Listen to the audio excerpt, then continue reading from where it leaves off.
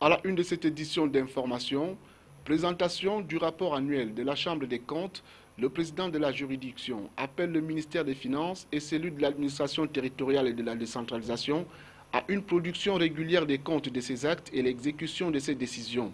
Le magistrat Marc Ateba Ombala, le président de la Chambre des comptes, l'a fait savoir ce 18 juillet à Yaoundé. Elles sont désormais libres, les personnes de nationalité camerounaise enlevées en 2015 dans les localités de Gabayou et Yokossi, région de l'Est. Le communiqué du président de la République, Paul Biya, rendu public au cours du week-end, est venu confirmer cette libération. À suivre également l'ouverture à Kigali, au Rwanda, du 27e sommet de l'Union africaine et l'ordre du jour des travaux, commencé hier dimanche. Voilà qui boucle la vitrine de cette édition d'information. À tous et à toutes, bienvenue au journal. Chambre des comptes, le président de la juridiction financière, Marc Ateba Ombala, exhorte le ministère des Finances et celui de l'administration territoriale et de la décentralisation et leurs services déconcentrés de pouvoir peser sur les organismes et entités publiques placés sous leur autorité pour une production régulière des comptes de gestion ou des états financiers, la mise en œuvre des recommandations de la Chambre et aussi de prolonger l'action de la Chambre dans la notification de ces actes et l'exécution de ces décisions tendant au recouvrement des amendes et des baies prononcées. C'était ce 18 juillet 2016 lors de la présentation du rapport exposant le résultat général des travaux de la juridiction financière de l'année 2014. Jean-Pierre Bitongo, Joseph Ateba et Adidja Poutoununi pour le récit. Conformément aux dispositions de l'article 3 de la loi d'avril 2003, fixant ses attributions, son organisation et son fonctionnement, la Chambre des comptes produit annuellement au président de la République, au président du Sénat et au président de l'Assemblée nationale un rapport exposant le résultat général de ses travaux et les observations qu'elle estime devoir formuler en vue de la réforme et de l'amélioration de la tenue des comptes et de la discipline des comptables. C'est dans ce cadre que rentrait la cérémonie organisée ce 18 juillet 2016 à Yaoundé avec l'appui du ministère des Finances et qui a regroupé les responsables des collectivités territoriales décentralisées, des établissements publics administratifs, des entreprises du secteur public et parapublic, des trésoreries pairies générales, des agences comptables et des recettes municipales. Nous pouvons revisiter nos missions pour voir qu'elles ont augmenté, elles se sont élargies et voir que nous sommes passés effectivement à la phase concrète. C'est-à-dire que j'espère que les uns et les autres, vous avez le rapport, vous allez constater que ce que nous disons de la production des comptes a un contenu palpable.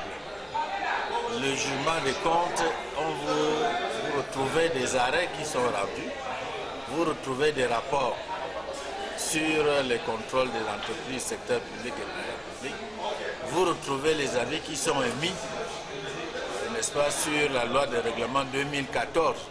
En ce qui concerne l'appel lancé par le président de la Chambre des comptes, le rapport de 2014 renseigne que les 13 comptes de gestion des comptables publics de l'État, sur les 13 attendus, ont été produits. Par contre, 88 comptes des collectivités territoriales décentralisées ont été produits sur les 3376 attendus.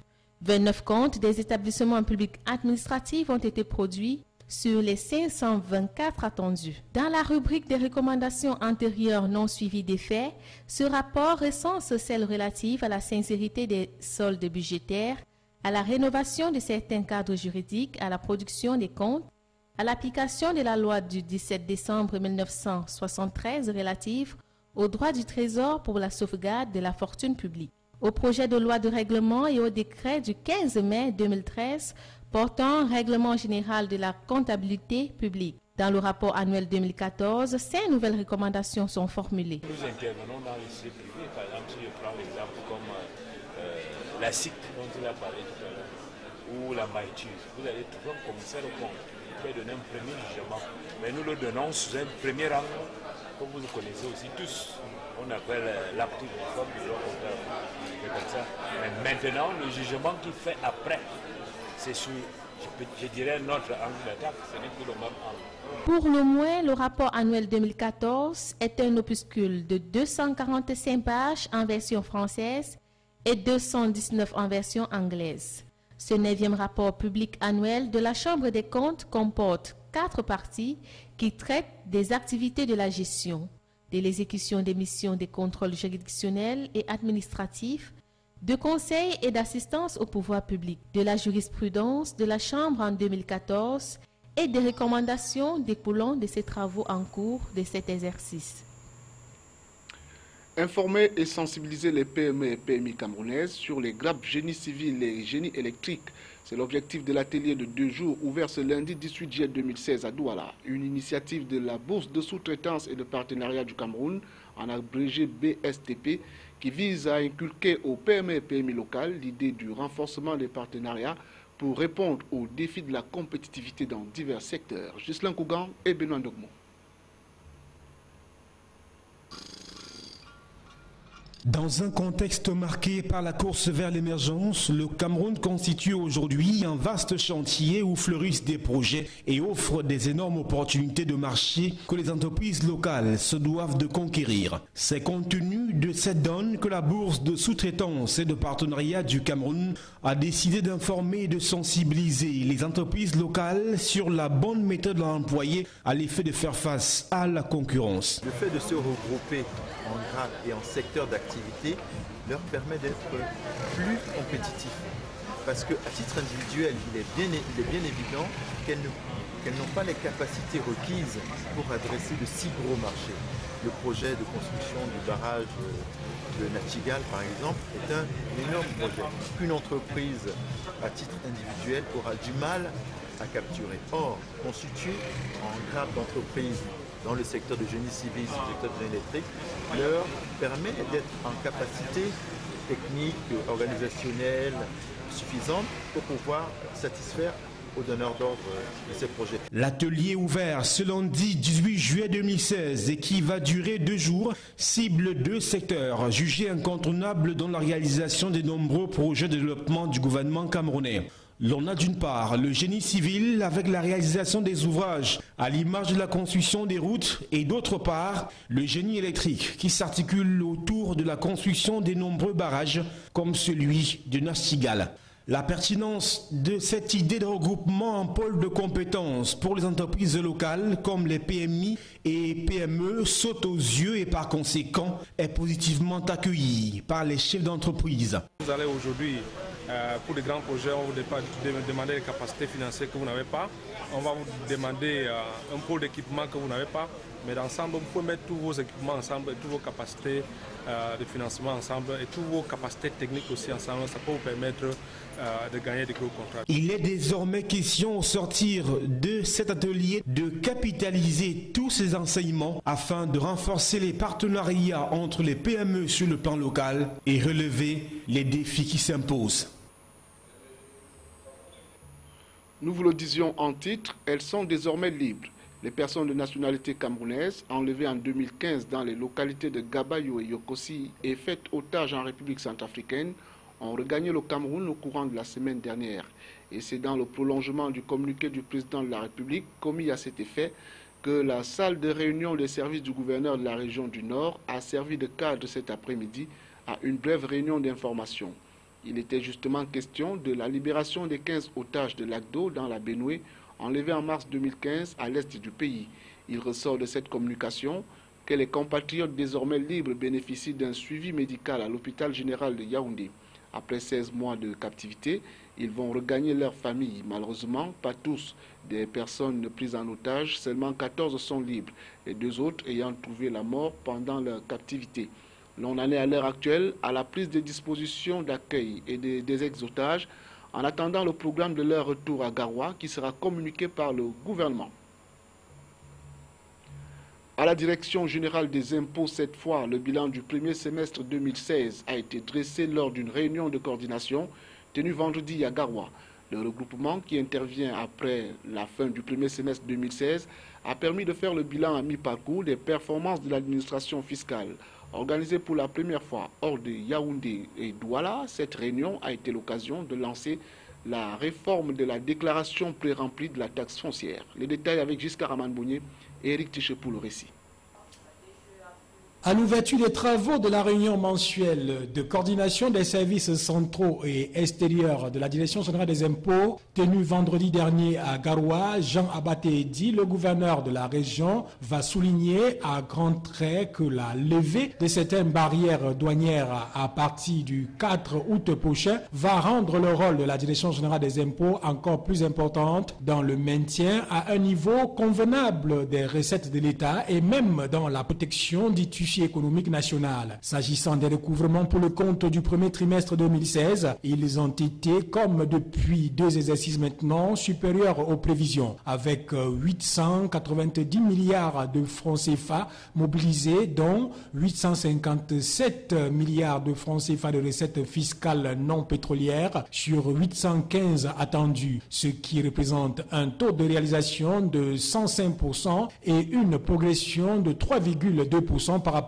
à la même période de l'année dernière. À préciser, la région haute du Nord a contribué pour près de 3 milliards de francs CFA à ces chiffres et autres indicateurs que les voyants sont au vert. Le directeur général des impôts a annoncé durant le même premier semestre plus de 102 milliards de francs CFA collectés au profit des collectivités territoriales décentralisées et certains établissements publics.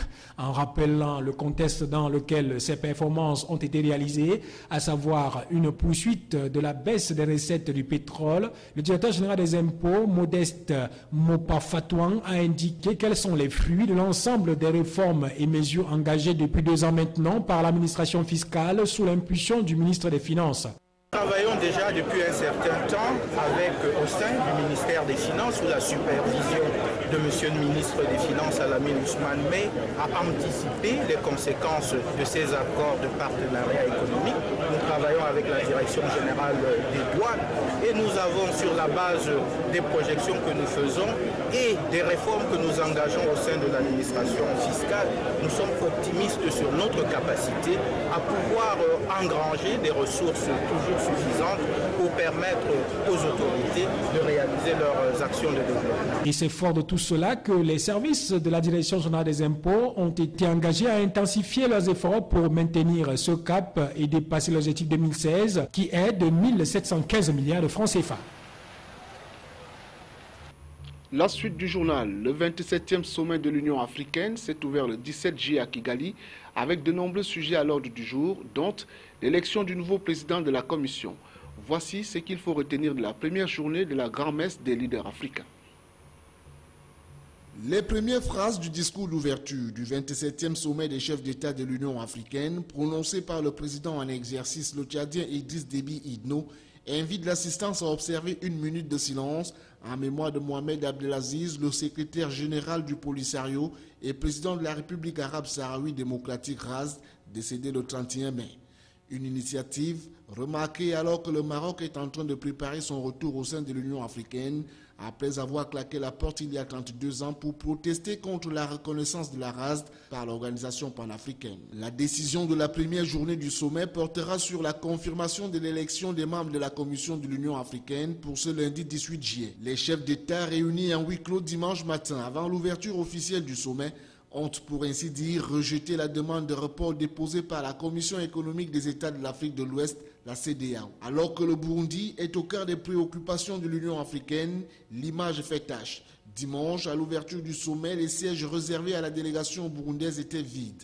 Présents jusqu'à mercredi, les Burundais ont quitté Kigali avant la fin du conseil exécutif qui rassemblait les ministres des Affaires étrangères. Pour le reste, un peu moins d'une quarantaine de chefs d'État du continent a fait le déplacement de la capitale rwandaise, parmi lesquels Omar El-Béchir du Soudan, malgré la polémique provoquée par la demande d'arrestation envoyée par la CPI au Rwanda. En ce qui concerne les absents, l'Algérien Abdelaziz Bouteflika s'est fait représenter sans surprise par son premier ministre Abdelmalek Sellal, le Sud-Soudanais Salva Kiir par un envoyé spécial et encore le Béninois Patrice Talon par son ministre des Affaires étrangères. Nkosazana Dlamini Zuma a prononcé pour l'occasion ce qui devait être son dernier discours en tant que président de la Commission. Le leader de l'autorité palestinienne présent à la cérémonie d'ouverture a lancé un appel à l'organisation panafricaine. Mahmoud Abbas attend que l'Afrique appuie son pays pour mettre fin à la colonisation d'Israël. La cérémonie qui a eu lieu lors de l'ouverture du sommet se voulait symbolique. Idriss Déby Itno et Paul Kagame se sont vus remettre leur tout nouveau passeport africain par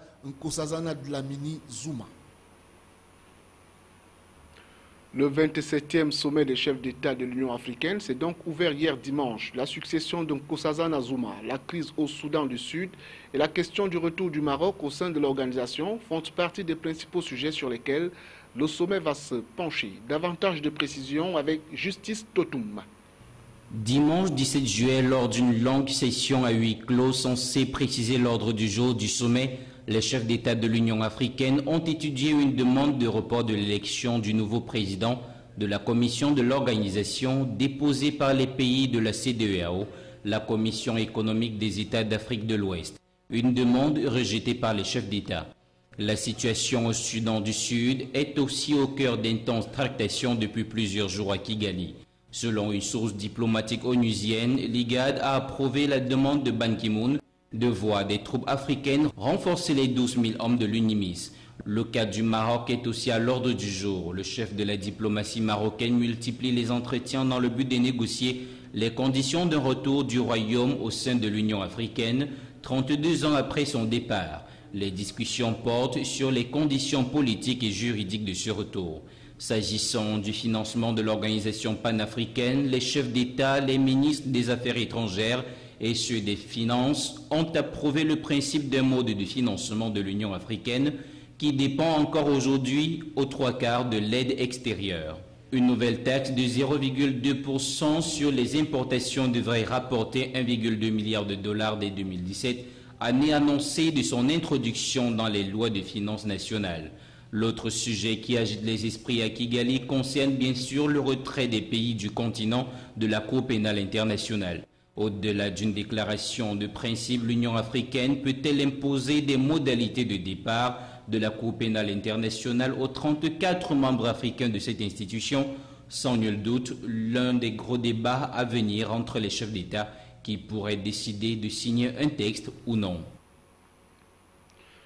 De la nécrologie dans ce journal, Équateur Media Group EMG en deuil.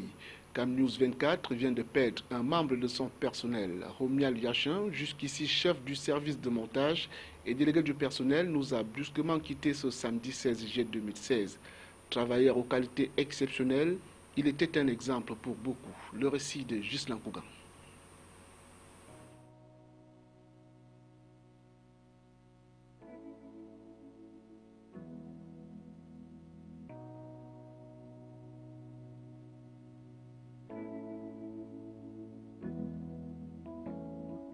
Je ne peux être que satisfait de l'honneur que mes collègues ont fait.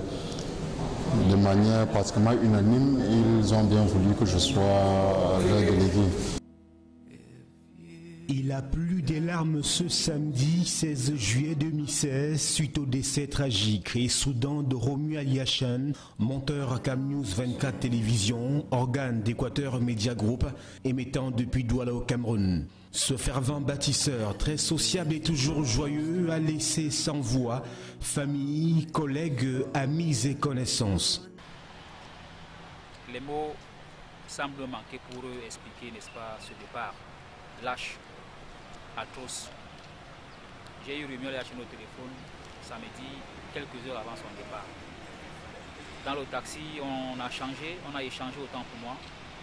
Et à peine j'arrive au lieu du rendez-vous, je reçois le SMS de mon directeur technique que Romuald Yachin est décédé des suites, n'est-ce pas, de l'exécution. Je crois que c'est un peu triste et je vais peut-être le répéter, c'est lâche de partir comme ça parce que personne n'attendait, n'est-ce pas, ce départ. Romuald était bien portant jusqu'à samedi, à quelques heures, mais pas dit à quelques minutes, n'est-ce pas, de son départ. Âgé de 32 ans seulement, Romuald Yachin, qui respirait et propageait la joie de vivre dans son entourage proche et lointain, avait encore toute la vie devant lui. Mais hélas, le Seigneur en a décidé autrement, ce désormais tristement célèbre samedi 16 juillet 2016, en l'arrachant brutalement du monde des vivants. Armé d'une conscience professionnelle qui frisait la perfection tellement son souci du moindre détail était aigu et pointu, il forçait l'admiration. À ce propos, le président du conseil d'administration du groupe Fadil, Mohamedou Bayrou Fadil, dira de Romuald Yachane qu'il était un homme d'une valeur inestimable qui savait défendre les intérêts de ses collègues ainsi que ceux de son environnement professionnel.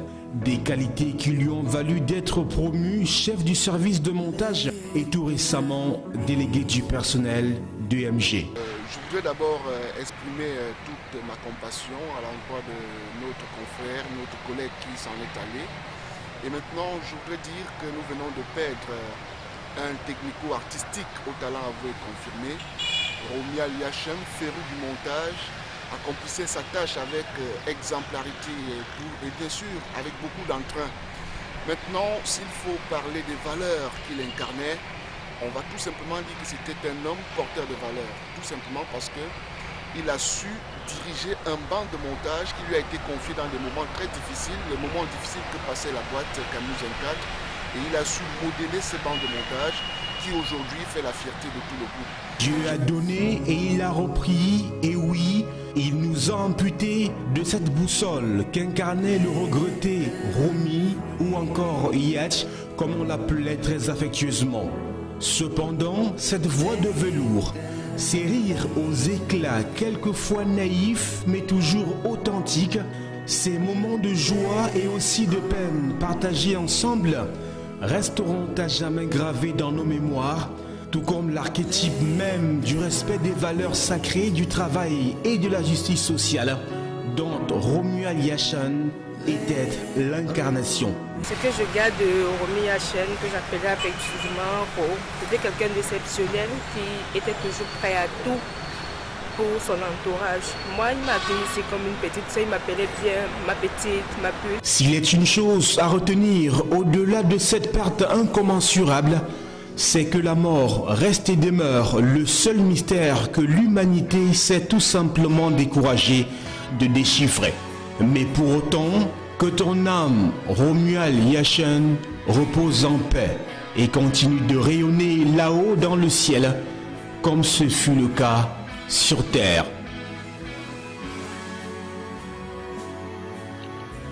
Je vous propose à présent de remonter le temps et faire connaissance avec Romuald Yachane de Regretter Mémoire à travers ce portrait succinct de lui dressé en 2015 par la rédaction de Camille 24 et monté par le défunt.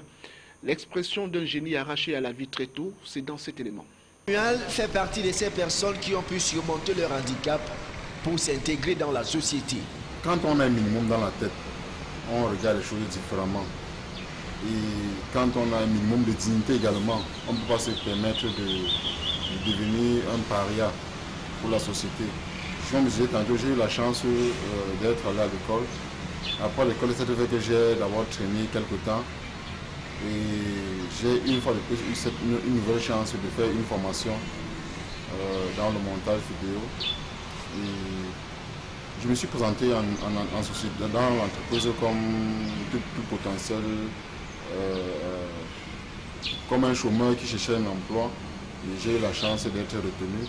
Et dès là où je suis entré dans la société, je donne le meilleur de moi. Je travaille comme je peux, j'applique ce que j'ai appris à l'école. Employé dans une entreprise médiatique bien connue de la place, ses journées de travail commencent tôt à matinée pour ne s'achever qu'en soirée.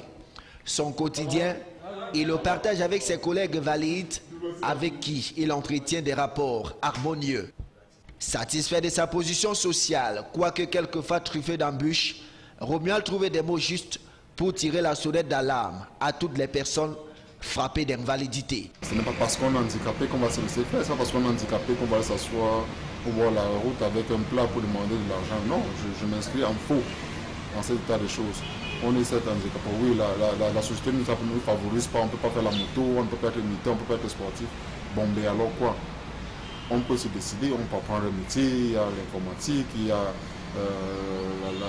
la cordonnerie, il y a la couture, il y a la coiffure, il y a plein de petits métiers qu'on peut faire et en ce moment, la société ne trouvera aucun argument pour pouvoir nous rejeter.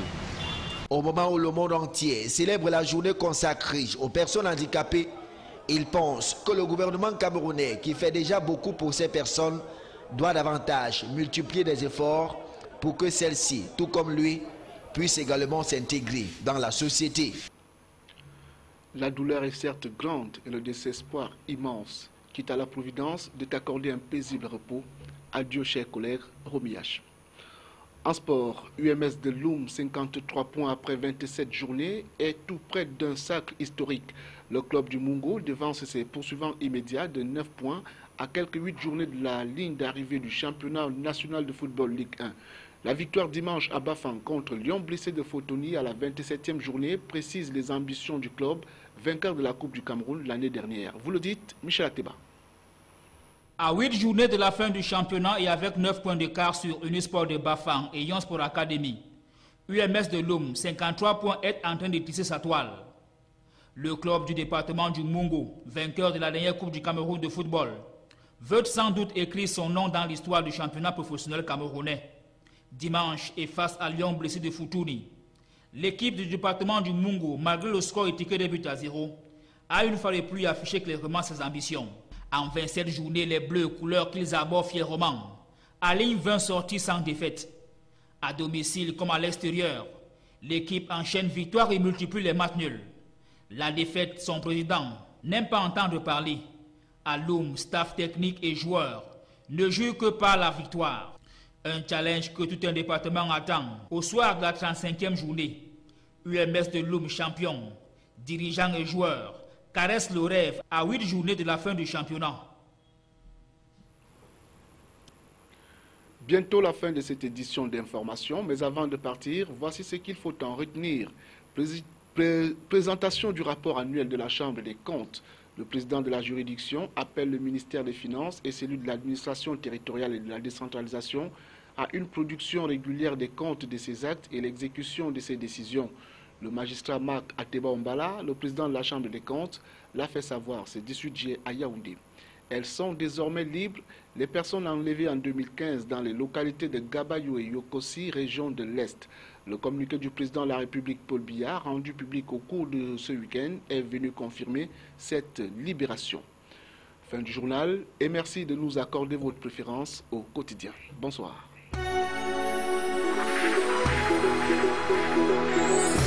Thank you.